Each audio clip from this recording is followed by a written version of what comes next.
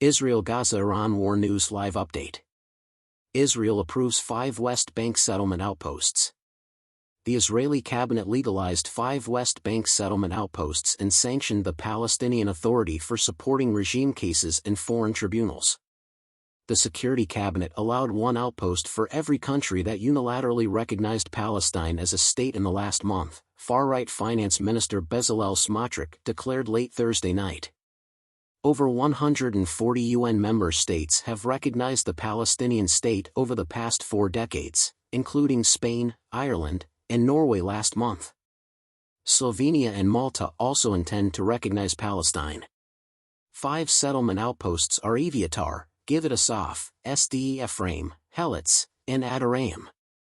The Extreme Minister claimed sanctions against the Palestinian Authority were proper response to the PA's activity against the regime before the ICJ, ICC, and UN after weeks of discussion. The punishments include PA official departure visa cancellation, further limitations on Palestinian construction in Area B of the West Bank, under PA authority, violated negotiated agreements. Smotrich's plans also require the West Bank's Higher Planning Council to approve thousands of new settlement dwellings. Over 600,000 Israelis live in 230 settlements created since 1967 in the West Bank and East Al-Quds.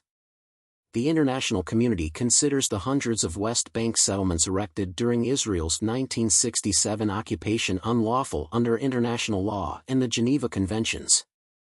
Palestinians want a future independent state with East Al-Quds as its capital in the West Bank. Another Middle Eastern battle is imminent. If previous events give any indication, it will be worse than the Israel-Hamas confrontation in Gaza.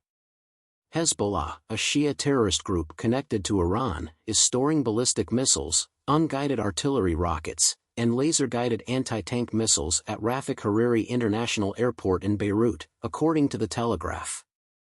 Hezbollah is Iran's main proxy.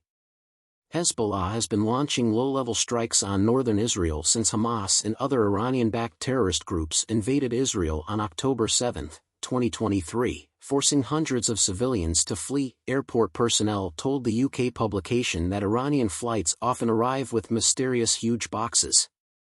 The whistleblowers also alleged the airport stores RDX, a highly explosive and poisonous white material.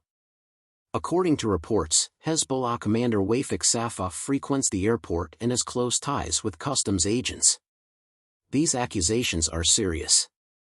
Lebanon's only international airport, Rafik Hariri, welcomes tourists and businesspeople.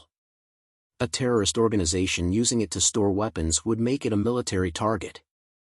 "I believe I'll die from the explosion or Israel bombing the stuff," a whistleblower told the Telegraph.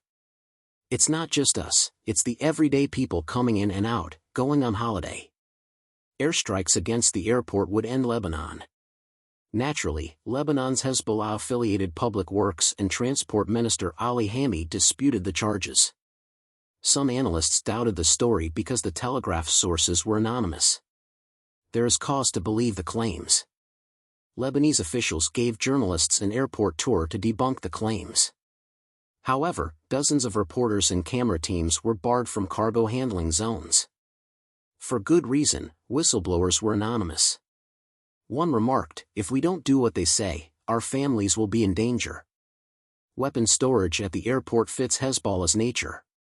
In his 2011 book The Road to Fatima Gate, journalist Michael Totten observed that Hezbollah has long been in Beirut Airport.